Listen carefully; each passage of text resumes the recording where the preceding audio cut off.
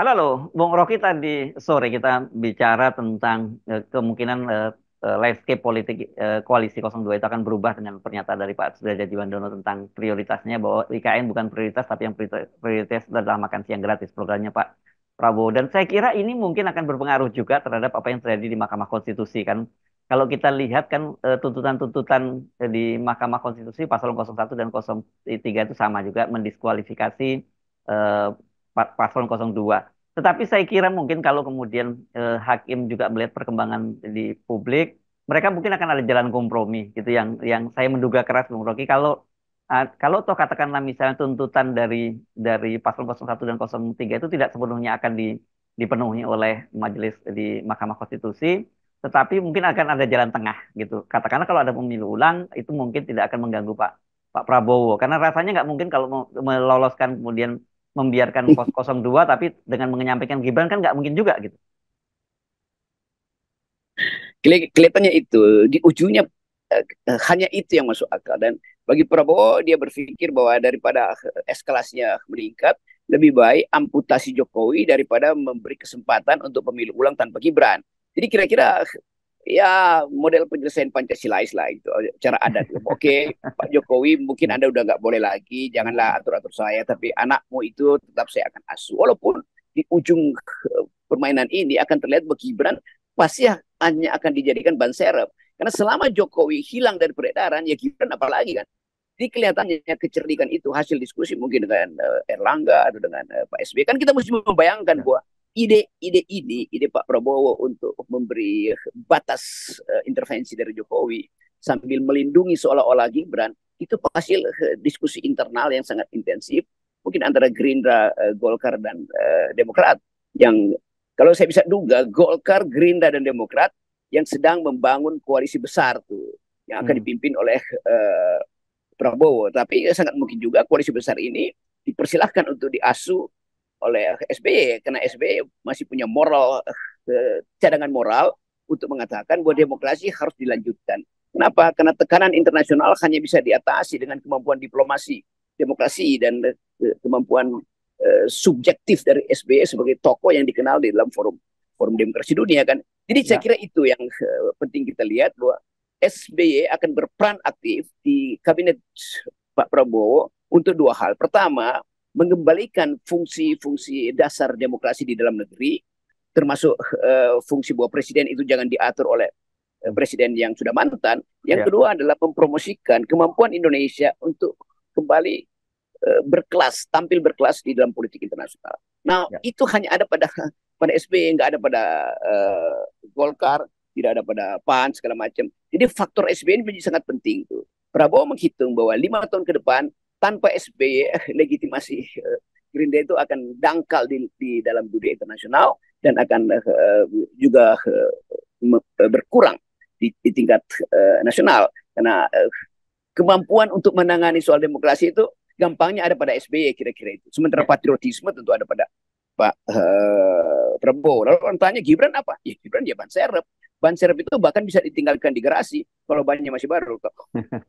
Oke, emang tanda-tanda itu terlihat ya karena media juga mulai menyoroti kemesraan antara Prabowo dengan Pak SBY dan tentu kita membayangkan kalau Pak SBY tidak punya pretensi seperti yang apa dipunyai oleh Pak Jokowi itu terus cawe-cawe gitu menempatkan sebagai di atas pemimpin koalisi Pak. Mungkin Pak SBY perannya seperti sebagai advisor gitu, senior advisor gitu ya Bung Rocky ya. Tetap saja pimpinan koalisinya Pak Prabowo.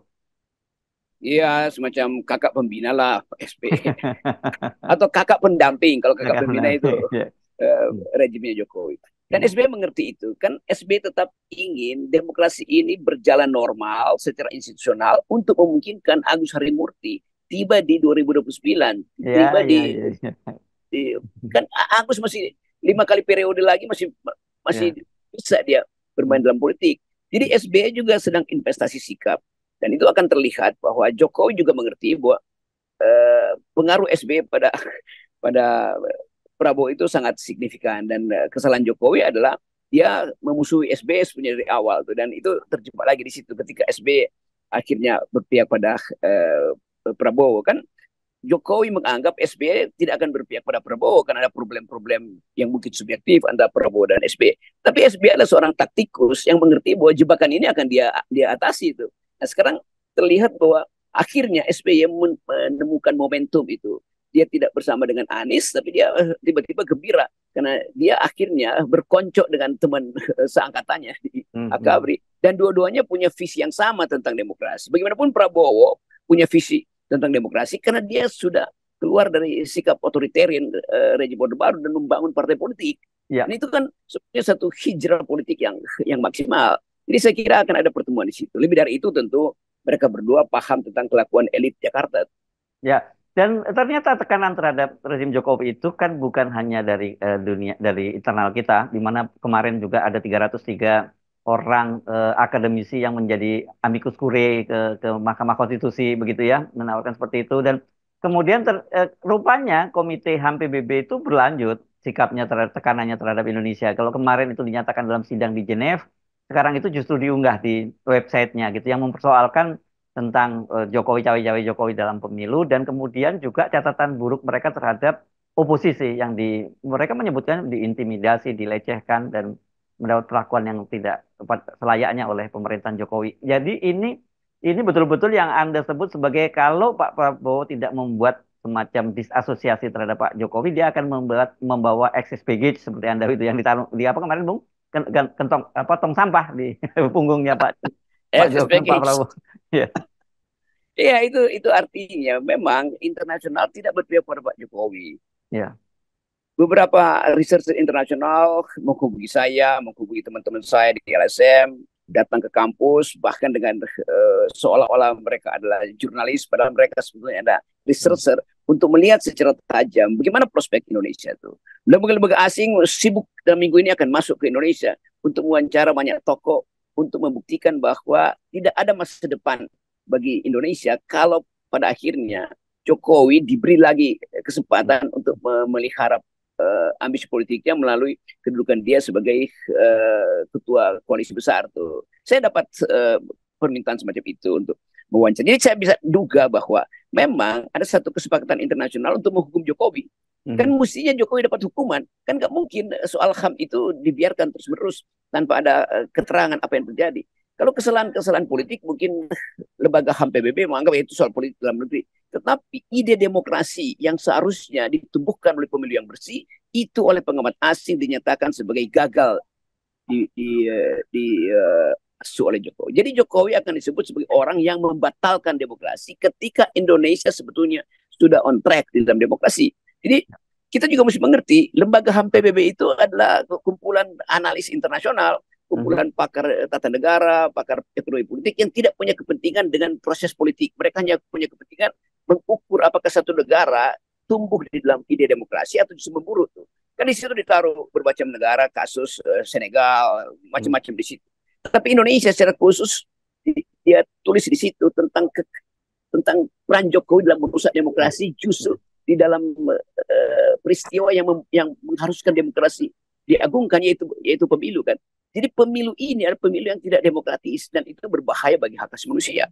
Nah itu yang kemudian secara nalar bagi peneliti human rights defender di tingkat dunia PBB menganggap bahwa ada perencanaan Jokowi dari awal untuk menghilangkan oposisi, memenjarakan ulama, menangkap tokoh-tokoh kritis, terutama akademisi itu. Jadi timbul satu gejala baru bahwa Indonesia disorot dengan tajam oleh kamera internasional di bidang hak asasi manusia dan ini akan berlanjut.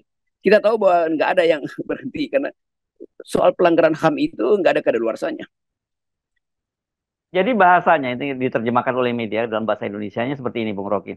Komite ini, maksudnya Komite HAM PBB itu juga merasa terganggu dengan pelecehan, intimidasi, dan penahanan sewenang-wenang terhadap tokoh oposisi. Itu bahasanya seperti itu, Bung Rocky. Ya itu namanya statement yang sudah kardinal, statement yang tertinggi. Intimidasi itu kata yang terlalu sulit untuk diucapkan oleh Komisi HAM PBB kecuali memang ada fakta yang kuat, ada hard fact.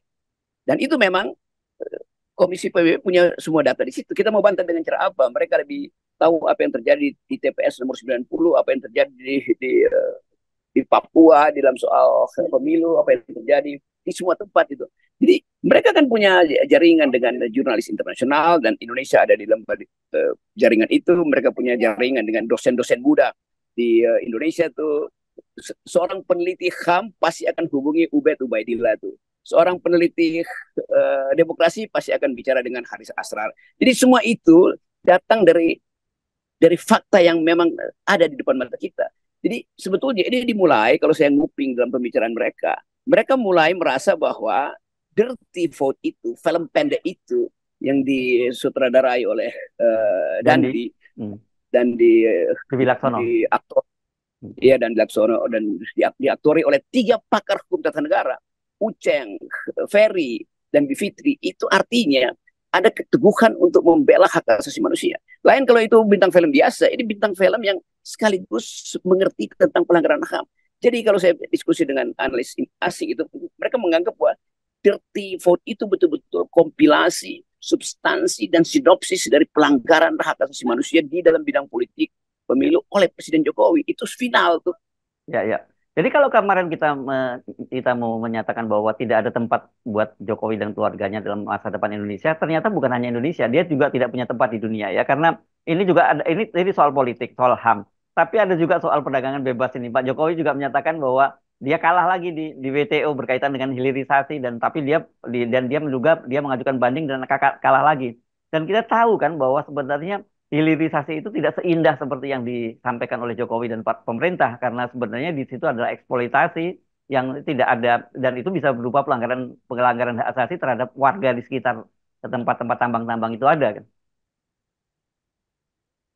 Jadi itu juga jadi sorotan dunia, terutama sorotan LSM dunia tentang hilirisasi. Ya ada hilirisasi, tapi ditutupi fakta bahwa hilirisasi itu sebetulnya penguasaan hulu oleh segelintir oligarki aja tuh. Bahwa hilirisasi menyebabkan perampasan lahan, bahwa hilirisasi menyebabkan penggusuran kampung-kampung adat. Jadi sebetulnya secara umum anak muda Eropa itu menuduh Indonesia memanfaatkan istilah hilirisasi untuk mengelabui dunia bahwa energi dia bersih secara teknis, tapi tidak bersih secara etis. Karena tidak ada kompetisi yang fair untuk memperoleh hak-hak penambangan di hulu. Jadi itu sebetulnya juga yang menunjukkan bahwa Jokowi dia mau duel apa di tingkat internasional. Internasional lebih paham bahwa Anda mengasihkan hilirisasi dengan cara merusak lingkungan. Kan itu intinya begitu kan. Anda mempromosikan hilirisasi, tapi di hulu Anda bermain dengan oligarki. Jadi sebetulnya poin ini yang saya udah dengar ini dari 2 tahun lalu itu. Jadi isu di Eropa terutama. Jadi kelihatannya Jokowi akan dikung dalam 2 soal itu. Dia gagal untuk menyelamatkan lingkungan, padahal lingkungan adalah ide ideal baru di dunia. Dia gagal mempertahankan demokrasi, padahal demokrasi adalah ukuran peradaban global. Jadi betul bahwa Jokowi tidak diperlukan lagi oleh Gerindra, itu faktanya karena sudah Juandono tidak lagi peduli dengan IKN. Fakta kedua, Jokowi tidak diperlukan lagi oleh Indonesia di dalam negeri karena secara elektoral seluruh pejabat yang termasuk anaknya di PSI itu hanya dapat dukungan 2,8%. Jadi era Jokowi di Indonesia sudah selesai. Sekarang era Jokowi di dunia juga selesai itu. Jadi memalukan sekali kita punya presiden, apa boleh buat, presiden ke-7 yang tidak akan dieluk-elukkan, baik di bidang percakapan demokrasi, apalagi di dalam percakapan ekonomi hijau atau sustainability development. Jadi kelihatannya 2 hal ini akan membebani Jokowi. Jadi Jokowi akan sangat sulit untuk menyogok lagi menteri-menterinya karena suara internasional sudah sangat kuat tidak lagi menghendaki Jokowi di dalam soal-soal lingkungan dan dalam soal-soal HAM dan demokrasi.